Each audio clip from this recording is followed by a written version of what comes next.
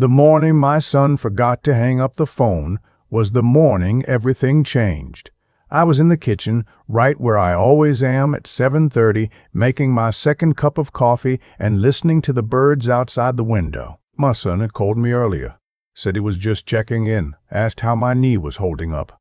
Normal stuff. We talked for maybe 4 minutes. Then I heard him say, "Okay, Dad, talk soon," and the line went quiet. But it didn't disconnect. I almost set the phone down on the counter. I didn't. I'm not sure why. Maybe 63 years of living gives you instincts you can't fully explain. I just stood there holding the phone against my ear, listening to the ambient noise of my son's kitchen 40 minutes away. Then I heard her, my daughter-in-law's voice, closer to the phone now, irritated in that particular way she got when she thought no one important was listening. "We need to stop waiting on this. Every month we wait, that's money sitting there doing nothing." My son said something I couldn't fully make out. "I'm not talking about being cruel about it," she said. "I'm talking about being smart. The house alone. Do you know what houses in that zip code are going for right now? My coworker just sold hers. Smaller lot, and she cleared $890. His place would clear more than that. Easy." Silence. "He's 63, Vincent. He's not getting younger. The knee replacement is coming. After that, it'll be something else. We either do this now while it's our decision, or we wait and it becomes everyone else's decision and we get nothing." I stood in my kitchen for a long time after that. The coffee went cold. "My name is Clyde. I spent 31 years as an electrician, worked my way up to running my own small contracting business in Central Ohio, and retired at 61 when the work started taking more out of me than I had to give. My wife, Patricia, passed 8 years ago. Ovarian cancer, caught too late. After she died, I rattled around our house in Bexley for about a year before my son suggested I move closer to them. He and his wife had just had their daughter, my granddaughter Sophie, and he said it made sense. Said the drive would kill me eventually, that I needed family close. I believed him. I sold the Bexley house and bought a place in Westerville, 12 minutes from their front door. 3 bedrooms, quarter-acre lot, attached garage where I keep my tools. I paid for it in cash. $460,000, because Patricia and I had been careful people our whole lives, and careful people in their 60s have options. I thought moving closer was a new chapter. I didn't know I was walking into someone else's plan. For the first couple of years, it was genuinely good. I watched Sophie on Tuesdays and Thursdays while my daughter-in-law Renata worked. My son Vincent came over on Sunday mornings and we'd sit on the back porch and drink coffee and talk about the Browns and his work and whatever was going on in the neighborhood. Normal things. Good things. I noticed the shift slowly. The way you notice a room getting darker when the sun moves. You don't see it happening. You just look up one day and realize it's dim.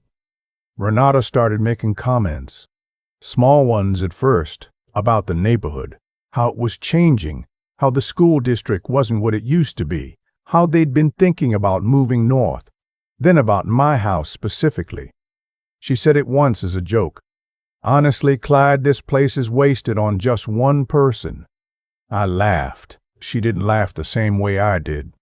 Then the Sunday visits started getting shorter. Vincent would have some reason to leave early.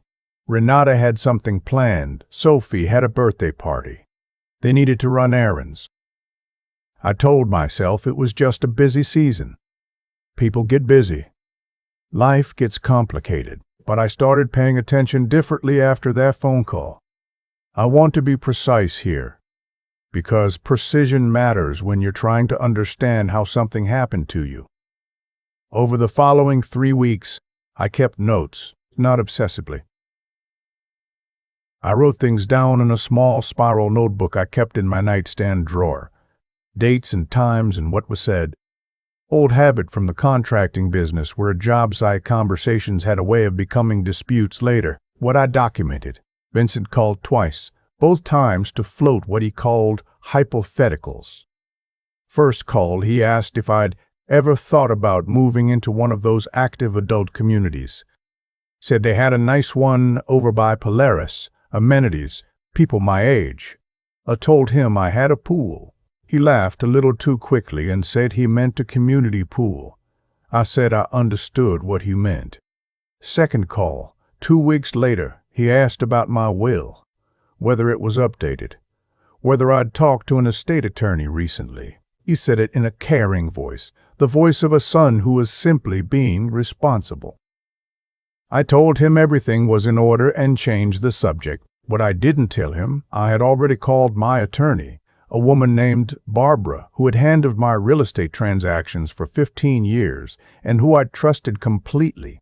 I called her the same day I heard that kitchen conversation. I told her everything I'd heard. She was quiet for a moment, then she said, "Clyde, let's talk in person." I drove to her office the next morning. What Barbara helped me understand over the course of about an hour was that I was not as protected as I assumed. My will left the house and the bulk of my assets to Vincent as my only surviving child. If anything happened to me, if my health declined significantly, if I were deemed to lack capacity, he would have significant leverage. Not legal control necessarily, but the practical kind, the kind that comes from being the family member who shows up. She also explained something I didn't know. In Ohio, a competent adult can sell their own property at any time, for any reason, without asking anyone's permission. The house was mine. The decision was mine. "What are you thinking?" she asked. I told her I wasn't sure yet. I needed to watch a little longer. She nodded. She understood. "Whatever you decide," she said, "come back before you do anything. We'll make sure it's done correctly." I drove home. I made dinner. I sat in the chair Patricia used to sit in, and I thought about my son, who I had watched come into this world, who I had taught to ride a bike in the Bexley driveway, who I had helped move into his first apartment, who I had sat beside in the hospital waiting room when Sophie was being born. I thought about how grief changes people. I thought about how Renata had slowly become the loudest voice in his life. I thought about whether the man on the phone that day, the one who hadn't pushed back, hadn't said, "Renata, that's my father," was still the same man I raised. I didn't sleep well. The moment I knew for certain came on a Friday evening in March. I had stopped by their house unannounced, something I used to do all the time in the early years, and something that had recently started prompting a visible tension in Renata's face whenever I appeared. This time the front door was half open and I could hear them in the kitchen, voices not quite elevated but pointed. I stood on the porch. I'm not proud of it, but I stood there and I listened. Renata said she had talked to a realtor, a friend of a friend, someone who could be discreet. She said the woman had done a preliminary estimate on my property and confirmed it would likely sell between $550 and $600, conservatively, depending on timing and how it was presented. Vincent said, and I heard this clearly. "What about Dad?" Renata said. "There's a very nice place in Gahanna." I looked it up. It's not a nursing home, it's an independent living facility.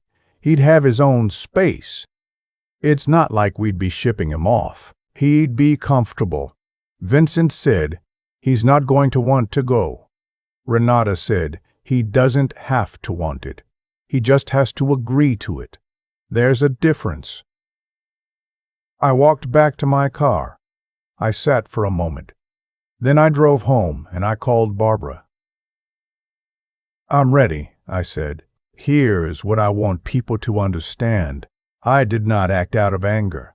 Anger would have meant calling Vincent immediately, confronting Renata, saying everything I'd heard and watched and documented. Anger is fast and loud, and it gives the other side time to adjust. What I did was quiet, and it took 4 months.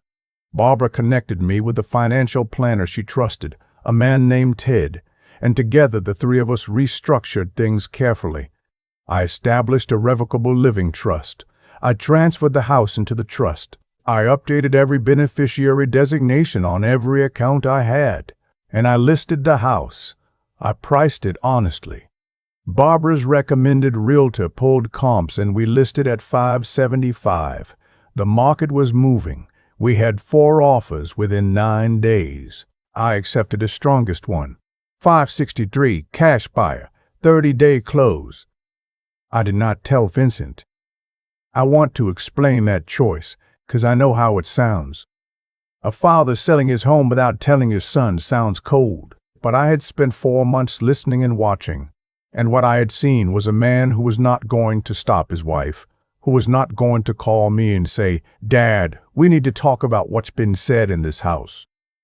I had given him the opportunity, through silence, to be the person I raised. He didn't take it. I owed him honesty once the decisions were made. I didn't owe him the chance to interfere with my decisions before they were made. I had already found my next place, a 2-bedroom condominium in a small complex in Dublin, Ohio. Ground floor, good natural light, a little patio out the back that I could put a couple of chairs on. It was not the house Patricia and I had imagined for our retirement. But Patricia was gone, and I was 63 years old, and what I needed was something that was mine without complication. I put my furniture in storage. I arranged the movers. I coordinated everything through Barbara's office so that my address of record transferred cleanly and without gap. Closing day was a Thursday in early July. I sat in Barbara's conference room, signed where I was told to sign, and walked out into a warm afternoon with a cashier's check and the first genuinely light feeling I'd had in months. That evening I drove to a steakhouse I liked near downtown Columbus and had a ribeye and a glass of bourbon. And I thought about Patricia. The way I do on the days when I feel something significant shifting. I talked to her in my head the way I've done since she died. I told her I was okay. I told her I missed her. I told her I thought I'd done the right thing. I believed it then. I still believe it now. Vincent called on a Saturday morning, 12 days after closing. "Dad, I'm outside your house. There's a lockbox on the door. What is going on?" I'd been expecting the call. I was sitting on my new patio with my coffee, the summer morning quiet except for a couple of sparrows disputing a feeder, 2 patios down. "I sold it," I said. The silence lasted long enough that I thought the call had dropped. "You what?" "I sold the house. Closed 12 days ago. I'm in Dublin now." "Dad, why would you didn't say anything. I didn't even know you were thinking about selling." I let that sit for a moment, then I said, "Vincent, I need to tell you some things." I told him about the first phone call, the one he forgot to end. I told him the exact words I'd heard from his kitchen. I told him about standing on his porch in March. I told him that I'd given him 4 months, that I'd waited to see if he would come to me. That he hadn't. He was quiet for a long time. Then he said, "Dad, it wasn't like that. You didn't say no," I said. Not angry, just clearly. "I'm your father." She was talking about where I would live and you didn't say no. Another long silence. "I'm sorry," he said.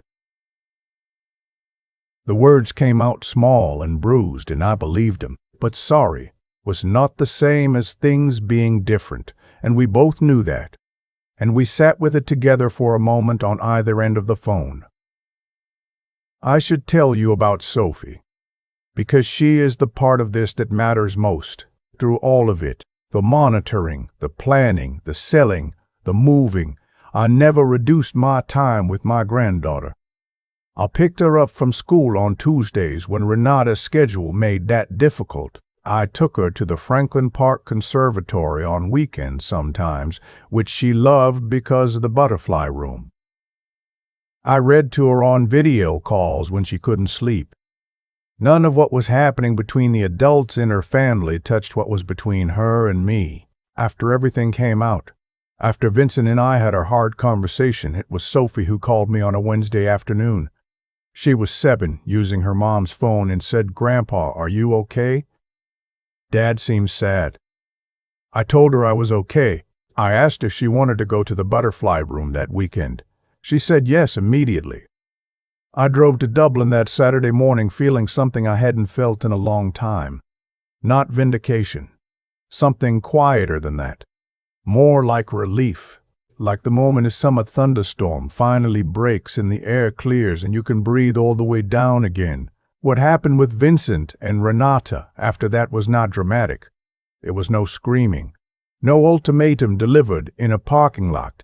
Real life, in my experience, rarely works that way. What happened was, Vincent called me 3 times in the first 2 weeks after I told him what I knew. The first call was defensive. He said Renata was just thinking out loud, that it hadn't been a real plan, that she was stressed about their finances and said things she didn't mean. I listened and I didn't argue. The second call was quieter. He asked me how I was doing at the new place. We talked about a plumbing issue I'd had with the condo. We talked about whether the Browns had any realistic hope that season. Normal. The third call, he asked if he could come see the new place. He came on a Sunday morning with Sophie. Renata did not come, which I suspect was mutual. I made coffee. Sophie immediately claimed the small second bedroom as her own, said she wanted a blanket and her own cup so she could sleep over. I told her we'd get her set up. Vincent and I sat on the patio and drank coffee, and there was a stiffness between us, but also something underneath the stiffness that felt, very tentatively, like the beginning of something honest. He asked if I'd ever tell him why I didn't come to him directly when I first heard the call. I told him the truth because I needed to know who he was going to be without me watching. Because love shouldn't require someone to be present for it to operate. He nodded slowly. He didn't have an answer to that. I didn't expect one. What I expected, what I allowed myself to slowly, carefully hope for, was time. The kind of time that doesn't fix things so much as it wears down the sharp edges until 2 people can sit in the same space without bleeding. The money from the house sale sits in a managed account. Barbara's financial planner helped me set it up. Diversified, conservative, structured to supplement my Social Security and pension for the rest of my life without depleting the principal too aggressively. I am not rich. I am not going to buy a boat all winter in Florida, though I've entertained the idea. What I am is free in the specific way that only comes when you realize you don't need anyone's permission to make decisions about your own life, that the house and the money and the choices were always mine, that no one can quietly maneuver you out of your own story unless you let them. I am 63 years old. My knees are imperfect. I make my coffee too strong by most people's standards. I have a framed photograph of Patricia on the bookshelf in the living room, and sometimes in the evenings I sit across from it and just talk to her. Tell her about my day. Tell her what Sophie said. Tell her I'm still here and I'm okay. I think she would have handled the whole situation better than I did.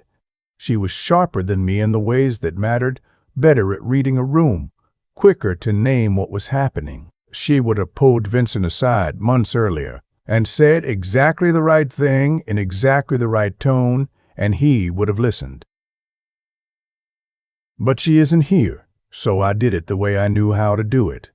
Quietly and carefully and with documentation and patience and a very good attorney. The last thing I'll say is this.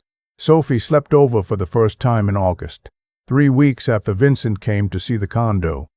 She brought her stuffed rabbit and a book she wanted me to read, and she fell asleep on the pullout in the second bedroom while I was still 3 pages from the end. I finished the last 3 pages out loud anyway in the dark, even though she was already asleep.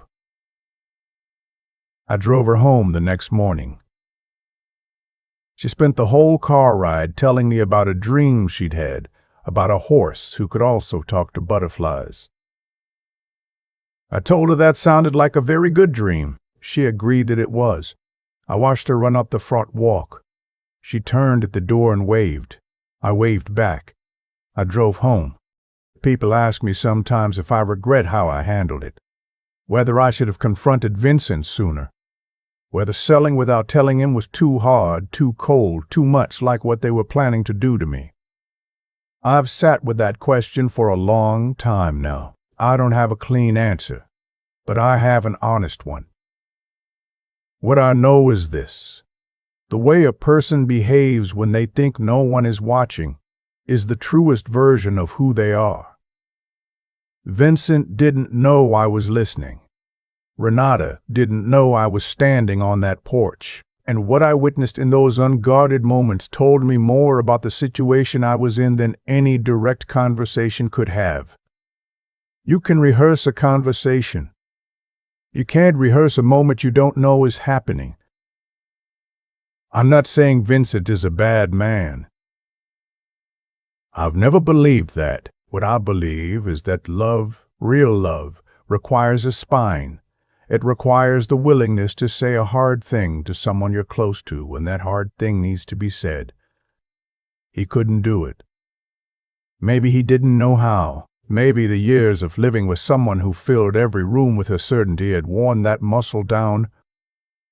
I don't know. But I know what it cost us, and I know what the silence cost him. And I think at some level he knows it too. The intelligence I use wasn't the kind you learn in school. It was the kind that comes from paying attention slowly over time, without letting your emotions run faster than your thinking. Patricia used to say I was the most patient person she'd ever met, and the most stubborn in the same breath, like they were the same qualities seen from two different angles. She wasn't wrong. I waited 4 months. I documented. I got good advice and I followed it. I didn't act until I was certain, and when I acted completely. That's not coldness. That's clarity. There's a difference, and it matters. The moral weight of what happened sits with me, but it doesn't crush me, because I can look at every decision I made and explain it plainly. I didn't take anything from anyone. I sold what was mine. I protected what was mine. I kept showing up for Sophie every single week, regardless of what was happening between the adults, because she was not responsible for any of it, and she deserved a grandfather who didn't disappear when things got complicated. That was a choice I made consciously, and it's the choice I'm most certain about. Here's what I'd say to anyone who finds themselves in a version of this situation: the people who love you do not make plans for your life in rooms you're not in. They do not calculate your house's market value while you're in the next room.